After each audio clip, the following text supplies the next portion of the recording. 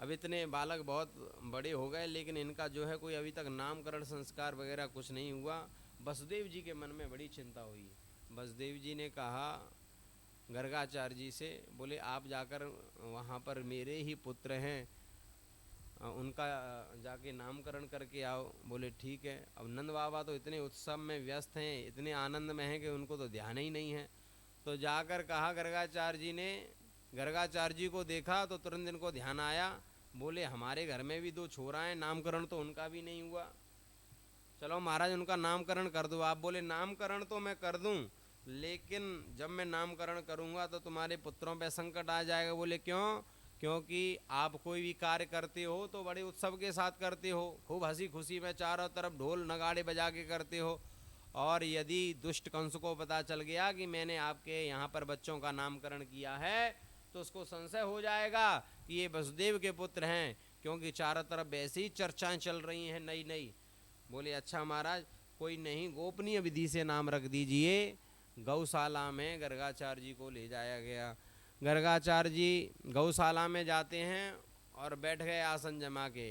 नंद बाबा ने घर में आके यशोदा से कहा कि देवी, बहुत पहुँचे हुए महात्मा आए हैं, बहुत बड़े संत महात्मा आए हैं, सिद्ध पुरुष हैं, तुम और रोहिणी जाओ और अपने बालकों का नाम रखवा कर आइए। बोले ठीक है। अब तो जसोदा मैया रोहिणी जी आपस में वार्ता कर रही हैं कि अरे बहन, या पंडित को हमने बहुत नाम सुन रखो है कि सिद्ध पुरुष है, बहुत बड़ा महात्मा है, चलो जाके कुछ परीक्षा कर लें कि महात्मा कछु पढ़ो लिखो है, पंडित कछु पढ़ो लिखो है कि ना, पढ़ो लिखो हो कि वैसे ही खड़िया पलटन है। खड़िया पलटन समझो माता जी? वैसे ही पेज पलट भी वारो पंडित है, पतो करें, या को नाम तो बहुत सुन रखो है। तो अदला बदली कर ली। रोहिणी जी ने तो ले लिया जसोदा का पुत्र और जसोदा ने ले लिया रोहिणी का पुत्र। अब तो तुरंत आई गौशाला में। जैसे ही गौशाला में आती हैं तो गौशाला में आते ही पहले तो महात्मा जी को प्रणाम किया। देखिए प्रणाम करने से क्या होता है, जब भी हम अपने से बड़ों को प्रणाम करते हैं, अपने से बड़े लोगों को प्रणाम करते हैं, अपने बुजुर्गों को प्रणाम करते हैं, अपने पूर्वजों को प्रणाम करते हैं, तो शास्त्र कहता है अभिवादनशीलस्य नित्यं वृद्धोपि सेविना चत्वारि तस्य वर्धन्ते आयुर्विद्या यशोवलम। अभिवादनशीलस्य नित्यं वृद्धोपि सेविना, अपने से बड़ों का अभिवादन करने से और अपने बुजुर्गों की पूजा करने से, अपने बुजुर्गों का ध्यान देने से, अपने बुजुर्गों को जो भी आवश्यकता है उनको प्रदान करने से, अपने बुजुर्गों की सेवा करने से चत्वारि तस्य वर्धन्ते, 4 चीज़ों में वृद्धि होती है। कौन कौन सी चीज़ों में? आयु में, विद्या में, और यश में, और बल में। तो सबसे पहले जाकर आज माता ने प्रणाम किया है तो महात्मा जी ने आशीर्वाद दिया, चिर सौभाग्यवती भव। बैठ गए आराम से। बोले महात्मा जी अब मेरे बच्चे हैं, इनका नामकरण करिए। तो महात्मा जी ने ध्यान लगाया। जैसे ध्यान लगाए बोले कुछ गड़बड़ लग रही है, मन में विचार कर रहे हैं महात्मा जी। क्या कह रहे हैं? कुछ गड़बड़ लग रही है। बोले क्यों? बोले कहीं ऐसा तो नहीं है देवियाँ हमारी कोई परीक्षा लेने के लिए आई हों, क्योंकि पुत्रों में कुछ अदला बदली दिखाई दे रही है। जसोदा जी की गोद की तरफ इशारा करके महात्मा जी कहते हैं अयम ही रोहिणी पुत्रो रमयं सुहृदये गुणै, अयम ही रोहिणी पुत्रो। अब जसोदा एकदम हड़बड़ा जाती है। बोले क्या मेरी गोद में रोहिणी का पुत्र? बोले हाँ, तुम्हारी गोद में जो पुत्र है वो रोहिणी का पुत्र है। अब तो महाराज तुरंत बात बना के मैया बोली ऐसा है महात्मा जी, मैं अपने छोरा में और या के छोरा में कोई अंतर ना समझूं, या सो हम एक दूसरे के छोरा गोद में ले लें, कोई बात नहीं। तुरंत अपना पुत्र अपनी गोद में ले लिया, रोहिणी जी का पुत्र रोहिणी जी की गोद में दे दिया। बोले बलाधिक्याद बलम विधु, बोले इसमें बल बहुत ज़्यादा होगा, इसके लिए इसका नाम मैं रखता हूँ बलराम। अब जैसे ही कृष्ण भगवान की तरफ देखा तो जैसे ही देखते हैं तो समाधि लग जाती है मैया। 10 मिनट 15 मिनट बहुत समय बीत गया। अब महात्मा एक ही टक देखता रहा, एक ही टक देखता रहा। अब दोनों बहनें आपस में बात कर रही हैं। बोले बहन या महात्मा को का है गयो, या की तो समाधि लग गई, ये तो कछु बोल भी ना रहो, हिल भी ना रहो, डुल भी ना रहो। जसोदा बोली मोको तू ऐसा लगे जाकी तो गोविंदा नमो नमः हैगी, या की तो सांसू ना चल रही। हाथ ऐसे करके देखो ऊपर। बोले हमें तो दिखे गए हो, विचार करनी अगर जाए मरना हो तो हमारी गौशाला में ही आके मर गए हो, कहीं दूसरी जगह मर जाते हो।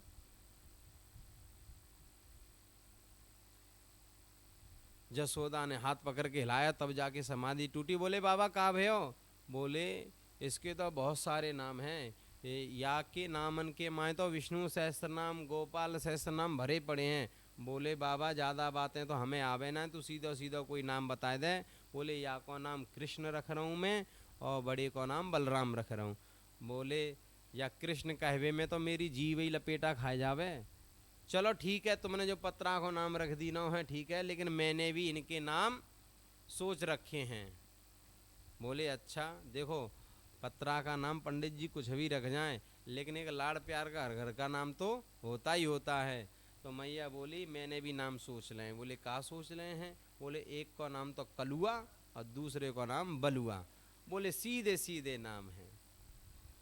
अब तो जाने लगी तो भगवान ने कहा कि अभी ना, महात्मा ने कहा अभी ना जाओ, मैं प्रसाद बना रहा हूँ तो प्रसाद पाकर जाना। बोले ठीक है महात्मा जी। तो बैठ गई वहीं, और महात्मा जी अपने हाथों से प्रसाद बना रहे थे। कुछ महात्मा ऐसे होते हैं ना स्वयं पाकी, वो किसी के दूसरे के हाथ का भोजन नहीं पाते, स्वयं बनाते हैं। तो महात्मा गर्गाचार्य जी स्वयं ही बना रहे थे। खीर की प्रसादी बनाई, आज भी खीर प्रसादी मिली तो खीर प्रसादी महात्मा जी ने भी बनाई।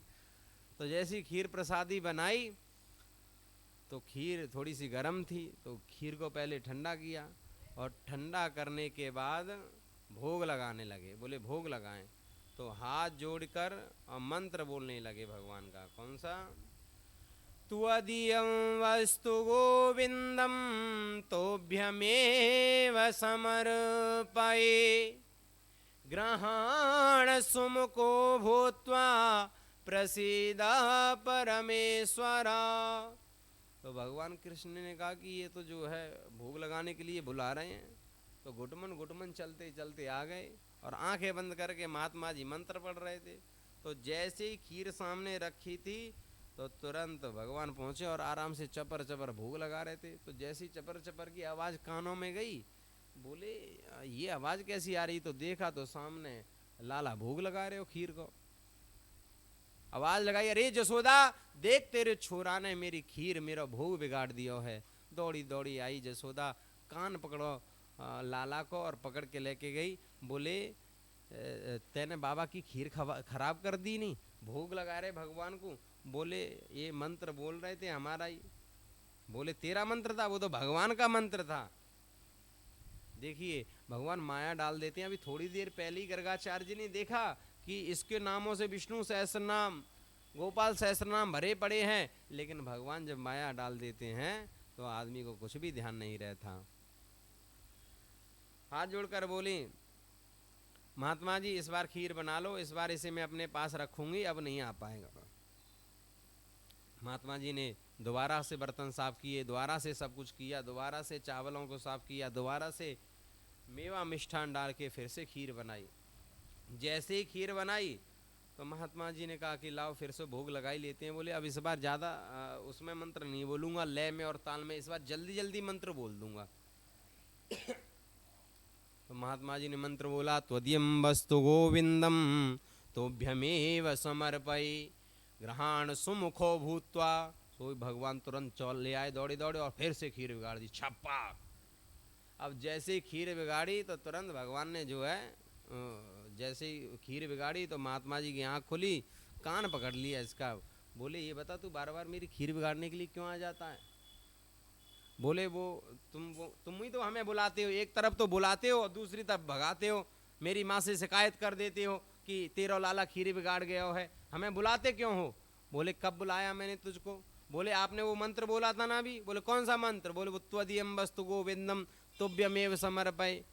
बोले तेरा मंत्र है? बोले हाँ मेरा मंत्र है। बोले तेरा मंत्र नहीं, वो तो भगवान का मंत्र है। बोले मानो महात्मा जी चाहे मत मानो, है तो हम भगवान ही। बोले अच्छा तू भगवान है, नंगो धरंगो सो है, तू भगवान है? जसोदा को आवाज लगाई, जसोदा पर चिल्लाई, डांट लगाई। महात्मा जी ने महात्मा जी से हाथ जोड़ के बोली, महात्मा जी इस बार क्षमा कर दीजिए, इस बार मैं इसको सुला देती हूँ, इस बार नहीं आएगा तुम्हारे पास, मैं गारंटी ले रही हूँ। अब तो महाराज महात्मा जी ने तीसरी बार स्नान इत्यादि किया, अपने बर्तन साफ किए, चावल वगैरह फिर से साफ किए। चूल्हे आज की तरह गैस पे तो खीर बनती नहीं थी, चूल्हे पे खीर बनती थी, वही बर्तन बर्तन साफ किए, फिर से महात्मा जी ने खीर बनाई। तो जैसे ही खीर बनाई तो महाराज इन्होंने सोच लिया कि अब इस बार तो कृष्ण आ ना जाए कहीं, जल्दी मंत्र बोलूंगा, आंखें खोल के ही मंत्र बोलूंगा। कई लोग ऐसे होते हैं ना कि मंत्र बोलते हैं तो आंखें बंद हो ही जाती हैं। जैसे कोई व्यक्ति आ जाए, सम्मानीय व्यक्ति, तो हम लोग खड़े हो जाते हैं कि भैया आओ आप बैठिए। तो कुछ लोग ऐसे होते हैं कि मंत्र बोलते हैं चाहे कितनी भी कोशिश करें उनकी आंख बंद हो ही जाती हैं। भक्त कह रहा है कि इस बार आने नहीं दूंगा, भगवान कह रहे हैं इस बार तो पक्का आऊंगा। लेकिन मैया तो सब गड़बड़ कर रही है। क्यों? मैया क्या करने लगी? मैया लाला को सुला रही है। कैसे? सो जा लाला सो जा, तेरी मैया तो है सुलावे।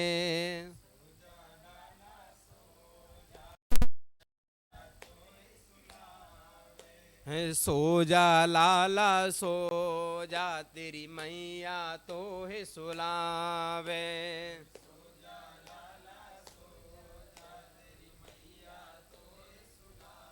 वे सो जा कनुआ सो जा, तेरी मैया तो है सुलावे।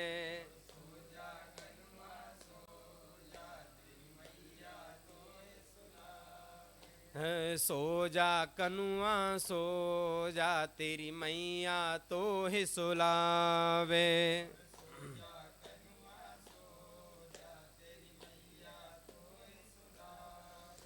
भगवान कहने लगे अब तो सब गड़बड़ होने वाला है, अगर मैया मुझे सुला देगी तो भक्त बुलाएगा, मैं कैसे जाऊंगा?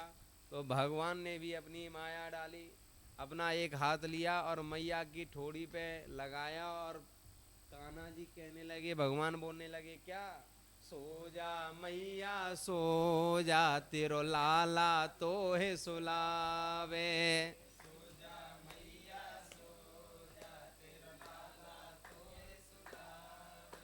सो जा मैया सो जा, तेरो कनुआ तो है सुलावे।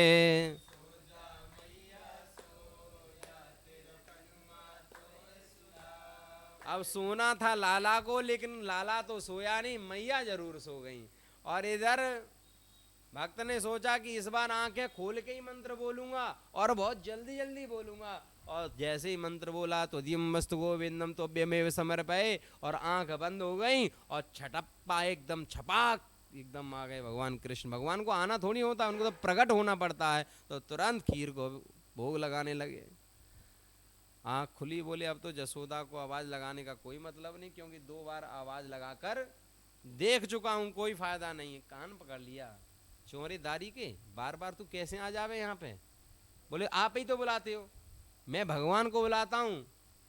बोले आप वो मंत्र बोलते हैं ना, वो मेरा मंत्र है, तेरा मंत्र नहीं, वो भगवान का मंत्र है। बोले मानो चाहे मत मानो, है तो हम भगवान है। अच्छा भगवान है? बोले हाँ।